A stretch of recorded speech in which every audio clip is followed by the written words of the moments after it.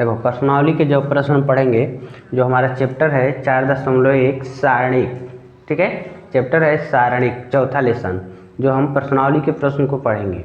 जो आव्यूह था हमारा, आव्यूह जो है सेम वही है सारणिक, बट फर्क इतना है कि आव्यूह में पंक्तियों की संख्या और स्तंभों की संख्या भिन्न भिन्न हो सकती थी, बट इसमें ये है कि पंक्तियों की संख्या बराबर स्तंभों की संख्या, जितने पंक्ति होंगे उतना ही स्तंभ होना चाहिए। यानी ये समझ लो कि जो उसमें आव्यूह में वर्ग आव्यूह था, तो वर्ग आव्यूह ही सारणिक होंगे, ठीक है।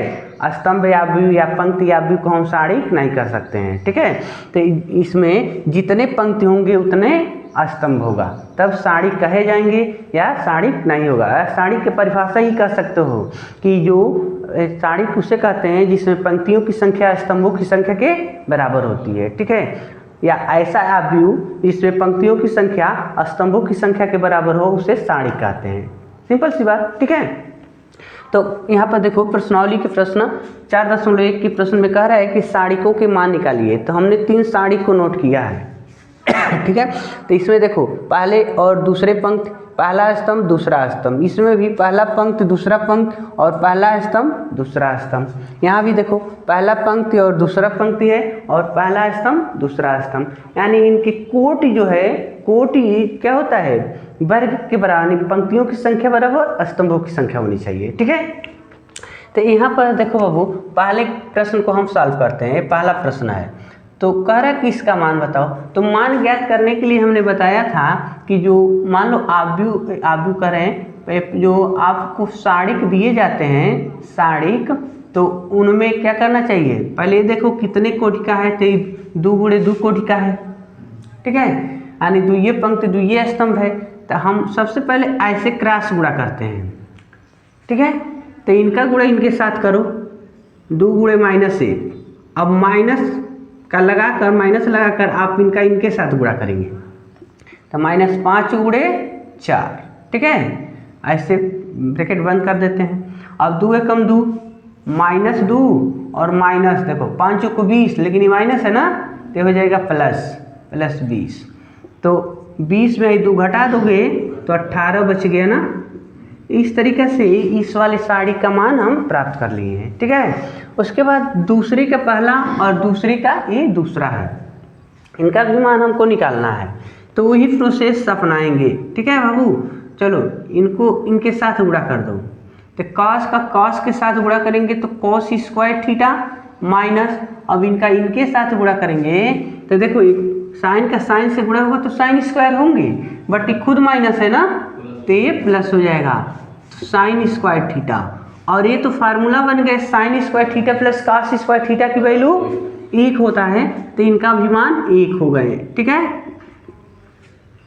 उसके बाद इनके पास आते हैं, यहाँ देखो यही काम करना है बाबू, इनके साथ इनको गुणा कर देना है, यानी x square minus x plus 1 के साथ एक्स प्लस 1 गुणा कर लेगा, और माइनस एक्स माइनस 1 के साथ यह, ठीक है, एक्स प्लस 1 गुणा कर देगा।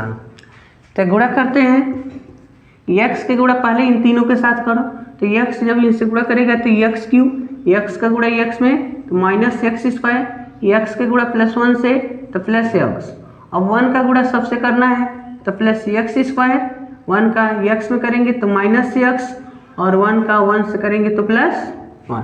ये आपको दिख रहा होगा कि ये वर्गांतर के सूत्र है, ए स्क्वायर माइनस बी स्क्वायर के जो फार्मूला होते हैं, ए स्क्वायर माइनस बी स्क्वायर, तो इक्वल होता है एक के ब्रैकेट में ए माइनस बी और एक में ए प्लस बी, ठीक है। तो उसी के बेस पर इनको लिख सकते हैं माइनस ब्रैकेट में एक्स स्क्वायर माइनस 1 का स्क्वायर, ठीक है। अब देखो बाबू, यहाँ पर एक्स स्क्वायर निगेटिव है, एक्स स्क्वायर पॉजिटिव है, तो कट गया, यहाँ प्लस एक्स है, यहाँ माइनस एक्स है, तो ये निगलेक्ट हो जाएंगे। जो बच गया नोट करो, एक्स क्यूब +1, ठीक है, ब्रैकेट टूटेगा, माइनस एक्स स्क्वायर, यह प्लस हो जाएगा +1, ठीक है। तो x cube minus x square हम प्लस प्लस प्लस 2 हो जाएंगे, ठीक है। इस तरीके से इनका मान हम प्राप्त कर लिए। ये हो गया पहला और दूसरा प्रश्न, ठीक है। इसी के बेस पर हम प्रश्न को सॉल्व करेंगे। तीसरा प्रश्न में कह रहा है बाबू, ये देखो यहाँ पर ये ऐसे बनाया हुआ है ना, तो ये आव्यूह दिया है, यानी वर्ग आव्यूह दिया है। और कह रहा है कि मॉड ऑफ 2a और 4 मॉड ऑफ a, मतलब मॉड ऑफ, या इसको सारणिक भी कहते हैं, इसी को सारणिक कहते हैं। ठीक है, तो यहाँ पर सारणिक a लिखा है, यानी a का मान बताइए, यानी a को सॉल्व करेंगे, यानी सारणिक को हम सॉल्व करेंगे। ठीक है, ऐसे बनाया हो तो ये सारणिक होता है। ठीक है, तो कह रहे कि पहले इनको सॉल्व करते हैं। तो आओ हम सबसे पहले 2a को ना हम सॉल्व करने वाले हैं। तो 2a, तो हम देखो यहाँ जैसे 2a निकाल लेते हैं, तो 2a मतलब ये जो है 1 2 4 2, इनमें हम 2 से मल्टीप्लाई कर लेते हैं, तो 2a का मान मिल जाएगा। तो 2 से जब गुणा करोगे तो 2 4 8 4 हो गया।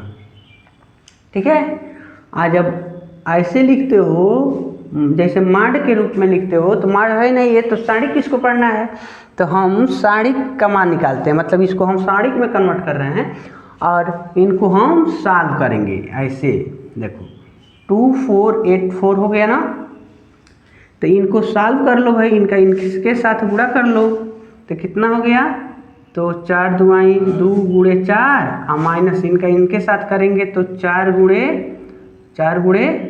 8 हो गया। तो यहाँ हो गई ने 8 माइनस 8 चौके 32, तो यहाँ कितना बच रहा है 8 24, माइनस कर दोगे ना तो -24 बच रहा है, -24। ठीक है, दूसरे साइड की बात करते हैं। जैसे तो LHS था, RHS की बात अगर कर दें तो देखो 4a है, हाँ 4 सारणिक a है, तो हम पहले सारणिक का मान निकालते हैं, केवल हम a का मान बताते हैं। तो ये यही ना है 1 2 4 2, तो जब इनको हम सॉल्व करेंगे बाबू, इनका इनके साथ गुणा करो, तो 1 × 2 -4 × 2। ठीक है, तो 2 - 8 कितना बच गया -6, इसका मान मिल गया -6। ठीक है, अब इनके साथ 4 से गुणा कर दो, यानी 4 सारणिक की का नंबर बताना है, तो इधर हम 4 से गुणा किए तो 4 × 6 = 24 -24, तो इसका भी मान -24 आ गया, इसका भी है -24। ठीक है, तो आप कह सकते हैं कि LHS = RHS, इस तरीक़ा से ये सॉल्व हो जाएंगे। ठीक है, चौथा प्रश्न जो है तीसरे प्रश्न के जैसा है, बट ये जो वर्ग आव्यूह दिया है 3 × 3 कोटि का दे दिया। ठीक है, कह रहा है कि सारणिक 3a और 27 सारणिक a का मान बताइए। तो सबसे पहले मान लो जैसे a का मान हमारे पास है बाबू, a का मान 1 0 1 और 0 1 2 0 0 4 है। तो इनमें हम देखो यहाँ पर 3a का मान बताना है, तो 3 से क्या करते हैं गुणा कर लेते हैं, तो 3 से गुणा कर लेंगे तो यहाँ 3 हो गया, 0 3 0 3 6 0 0 3 चौको 12, ऐसे हो गया। अब जब हम ऐसे करेंगे सारणिक 3a का मान निकालेंगे, सारणिक का मान बताना है, तो किसी पंक्ति से या स्तंभ से सॉल्व करना है। तो चलो हम पंक्ति से लेते हैं, पहले पंक्ति से तो हम 3 नोट किए, उसके बाद इस पंक्ति को इस स्तंभ को छोड़ेंगे तो 3 6 0 12 बच रहा है ना, 3 6 0 12, ऐसे नोट कर लिया गया। अब 0 के पास आएंगे तो इसके लिए चिन्ह होता है -0 नोट करेंगे, तो इस पंक्ति को और इस स्तंभ को, यानी पहले पंक्ति में है दूसरे स्तंभ में, तो छोड़ेंगे, मतलब पहले पंक्ति को छोड़ेंगे दूसरे स्तंभ को छोड़ेंगे, तो 0 6 0 12 0 6 0 12। अब हम इस 3 के पास आएंगे तो ये प्लस होता है चिन्ह, तो 3 लिखेंगे प्लस में, और पहली पंक्ति और तीसरे स्तंभ को छोड़ देंगे। ठीक है, तो बचेगा क्या 0 3 0 0 0 3 0 0। ठीक है, तो आ जाइए यहाँ से सॉल्व करते हैं। तो 3 मॉड ऑफ है या सारणिक है, तो देखो 3 कोष्टक में लिखेंगे 12 × 36, माइनस 0 के गुणा जब हम 6 से करेंगे तो 0 -0। अब देखो 12 सुनाई 0 -0 छके 0 प्लस 3। यहाँ देखो 0 से 0 में गुणा किए तो 0 माइनस 0 का 3 से गुणा किए तो 0। तो यहाँ हो गया 3 गुणे 36 बचे जाएंगे और ये तो 0 हो गया और प्लस 3 गुणे 0 तो ये 0 हो जाएंगे। तो 3 छके 18 3 3 गुना 10 108 ठीक है और ये समाप्त हो गए। तो 3a का जो सारणिक मान निकालना था ये हमको 108 मिल गया। अब 27a का मान बताना है तो हम RHS की बात करते हैं। तो सबसे पहले हमको a का मान पता करना है तब उसमें हम 27 से गुणा कर देंगे। तो देखो यह a है तो आ जाओ पहली पंक्ति से बात करते हैं। तो 1 नोट करेंगे और पहली पंक्ति पहला स्तंभ को छोड़ेंगे तो 1 2 0 4 -0 मतलब इनके पास आएंगे तो पहली पंक्ति दूसरा स्तंभ छोड़ेंगे तो 0 2 0 4। अब 1 के पास आएंगे तो +1 के लिखेंगे और ऐसे छोड़ देंगे तो 0 1 0 0 0 1 0 0। अब देखो तो इनका इनसे गुणा करो तो 1 चौके 4 -0 इनका 0 से गुणा हुआ तो 0 हो गए या तो 0 हो जाएंगे। 0 जब इनसे गुणा करेगा तो 0 +1 यह 0 -0 0 -0। तो यहाँ पर केवल बच रहा है 1 गुणे 4 ये लोग तो 0 हो गए तो 4 बच गया ना। अब देखो हमको 27 सारणिक a का मान बताना है तो 27 गुणे इनका मान मिल गया है हमको 4।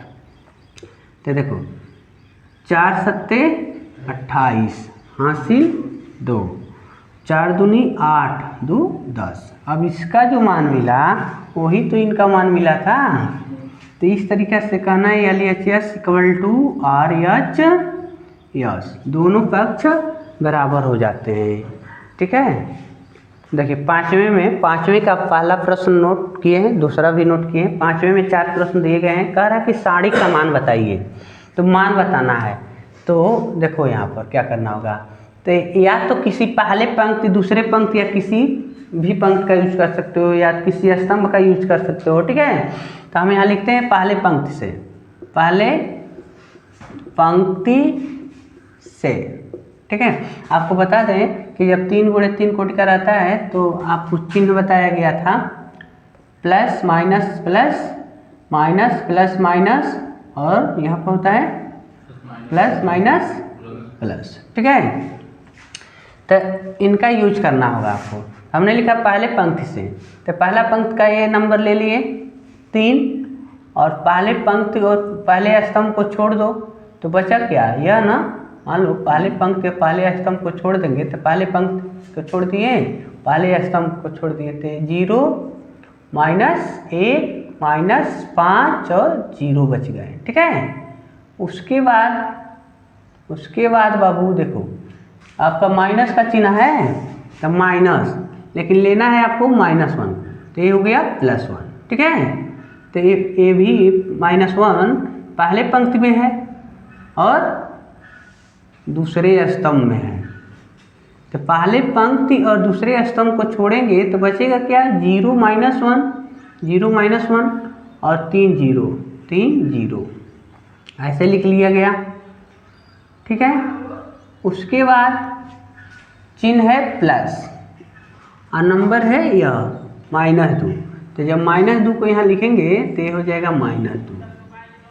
और देखो ये पहले पंक्ति में है और तीसरे स्तंभ में है तो इनको छोड़ देंगे तो बचेगा 0 0 3 -3 और -5। इनको सॉल्व करना है तो 3 ब्रैकेट में देखो इनका इनसे गुणा हुआ तो 0 माइनस इनका इनसे गुणा हुआ तो देखो माइनस माइनस प्लस और 5 एकम 5 तो पहले से माइनस है 1 इनका गुणा हुआ तो 0 -3 एकम 3 लेकिन ये -3 ना होगा क्योंकि माइनस है तो यहाँ रखोगे तो +3 हो गया। -2 ब्रैकेट में देखो इनसे गुणा हुआ तो 5 सुनाई 0 -3 सुनाई 0। तो यहाँ देखो 3 गुणे बचेगा -5 और +1 गुणे 3 और -2 गुणे 0।